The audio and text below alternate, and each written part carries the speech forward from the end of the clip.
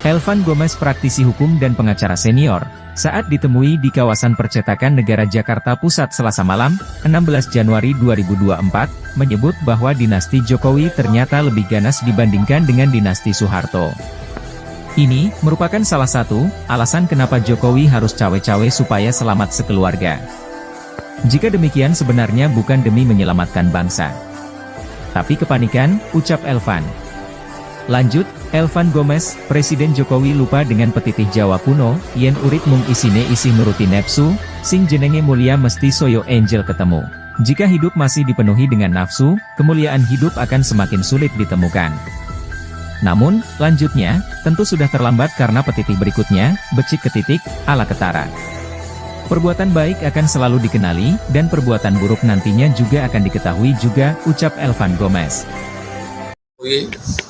Sudah hampir kelihatan menunjuk kenyataannya, terutama apa yang dilakukan oleh PDIP Perjuangan dan dibukanya peluang oleh Ketua DPRD Puan Maharani kepada petisi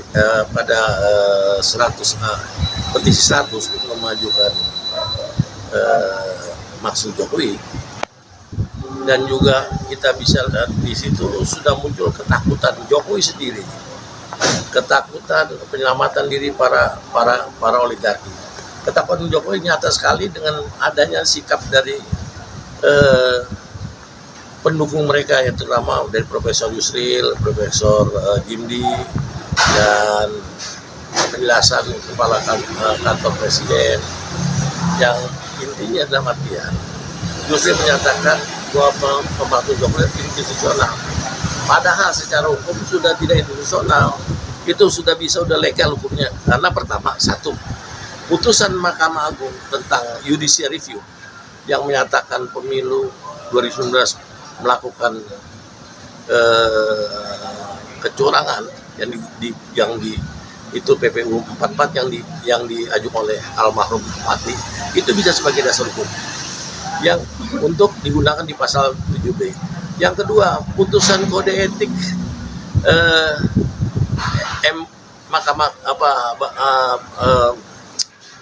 Mahkamah Konstitusi, lembaga Mahkamah Konstitusi yang menyatakan bahwa telah pelanggar hukum yang dilakukan oleh Ketua Mahkamah Konstitusi, memutuskan mengeluarkan putusan 90, dan juga adanya pengakuan Jokowi sendiri yang akan melakukan cawe-cawe politik, dan terbuktilah bahwa Presiden telah melakukan pelanggaran sumpah dan janji Presiden, dan itu bisa dijadikan dasar untuk diajukan hanya Jokowi dimaksudkan. Nah, yang ketiga, dengan adanya keterangan kantor Presiden yang menyatakan bahwa sekarang ini Jokowi fokus kepada tentang percaya bahwa tingkat kepercayaan masyarakat itu tinggi, dan kedua dia membuat keyakinan bahwa dia sedang melakukan proses penyelesaian pekerjaannya dengan baik, dan dengan menyatakan bahwa dia menjalankan pemilu dengan baik, itu terbantahkan dengan putusan MK 90, dengan dengan pernyataan cawe politik, dengan putusan Mahkamah Agung nomor 44 PHU tentang judicial review, terbukti dengan nyata bahwa itu bisa dijadi dasar untuk diajukan oleh DPR untuk ditingkatkan kepada pemakzulan Jokowi. Nah, saya melihatnya itu bisa diajukan dengan hak angket tuh sebagai fungsi pengawasannya. PDI mempelopori hak angket untuk pemakzulan Jokowi. Ini bisa terjadi seperti terjadi Nawak Sara 20 Juli tahun 66.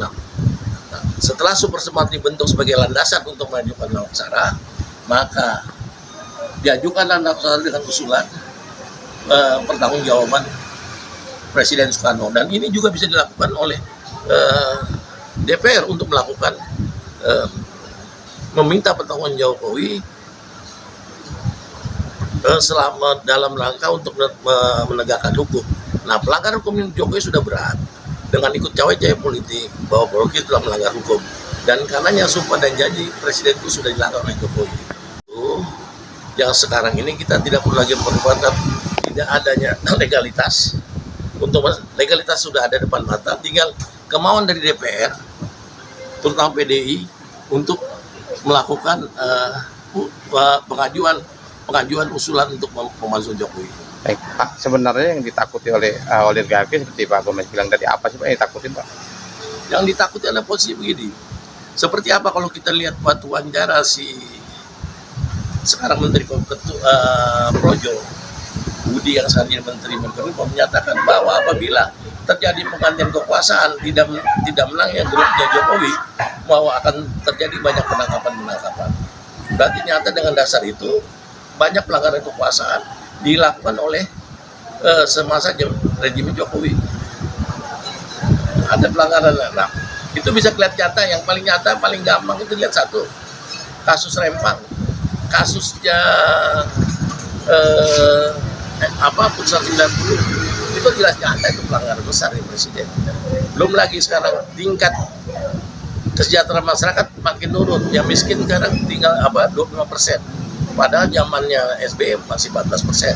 Berarti kan itu satu kegagalan dalam pemerintahan Jokowi. Berarti nambah yang miskin, Pak? Miskin. Kedua, masa kesenjangan ekonomi jauh, ekonomi dipegang oleh berapa persen, hanya sekitar 20 orang yang menguasai ekonomi Indonesia. Yang ditakutkan oligarki apa sebenarnya Pak dengan pemakzulan Jokowi? Ya kata Jokowi nanti kan dengan ada begitu mereka kan akan diperiksa sejauh mana apa mereka melaksanakan dalam melaksanakan Undang Dasar 45 ya, terbukti ya dia melakukan dalam sisi adakah pelanggaran hukum, dan pelanggaran hukum itu yang ditakut oleh mereka karena selama ini mereka berlindung di bawah kekuasaan pemerintah, dan tetap paling gampang lah Omnibus Law itu kan menjadi persoalan pidana.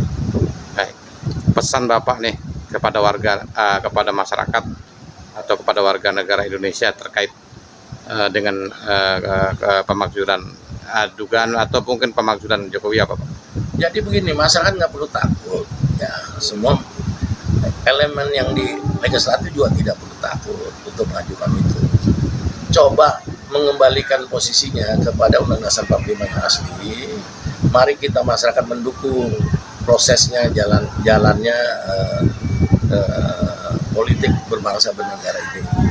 Kita dukung. Bagi setiap pelanggar negara ini kan harus berdasarkan hukum sesuai pasal 1 ayat 3. Nah, itu yang harus ditegakkan. Hukum itu harus ditegakkan sesuai di mana yang diatur dimaui oleh pembukaan dasar 45, yaitu keadilan sosial bagi masyarakat Indonesia. Jadi saya berharap para eksekutif legislatif segera kembali pada dasar 45 supaya dudukan persoalan ini menjadi selesai. Karena ada gambaran juga, ada ketakutan juga, isu yang kita lihat bahwa kembali pada dasar 45 akan mempertahankan posisi Jokowi. Saya rasa nggak itu. Ya, saya rasa nggak itu terlalu jauh pikiran kita. Nah, makanya memang ada tiga kelompok. Satu ingin pemilu, yang kedua ingin kembali dasar 45 dengan perpanjangan Jokowi. Yang ketiga adalah melakukan pemakzulan Jokowi demi kepentingan bangsa dan negara sesuai dengan amanat pembukaan dasar 45. Nah, yang paling benar adalah yang poin nomor 3. Baik, makasih Pak.